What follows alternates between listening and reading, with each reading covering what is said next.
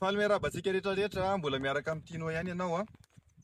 Raha vao miresaka nareo hoe agroekôlôjia dia aza adino fa ao anatin'ny atao hoe agroekôlôjia dia mila manana bloc nareo ohatran'ity fambolena zavamaniry amokarana zezika sy anaovana ranom-panafody. Manao bloc nareo amokarana nareo biomasy. Raha ohatra zany nareo ka miresaka hoe zay mampiasa ny teknika agroekôlôjia nefa nareo tsy manana an'izay dia aza miteny mihitsy hoe mampiasa. Fa afaka atao koa nareo hoe mampiasa raha ohatra ka hoe manana an'izay be dia be eny amin'ny tontolo iainana misy anareo, eny amin'ny manodidina anareo dia afaka maka nareo. Fa raha ohatra ka hoe tany mbola tsisy an'ilay izy ny ataonareo ka miresaka hoe manao teknika agroekôlôjia nareo dia mila manana an'io bloc fanaovana famokarana zavamaniry amokarana zezika.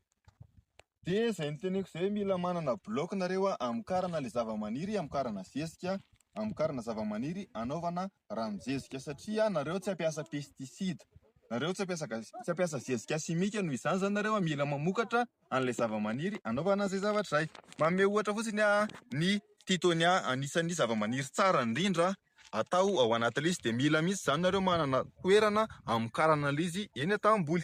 Ohatra anankiray koa ny tefrozia.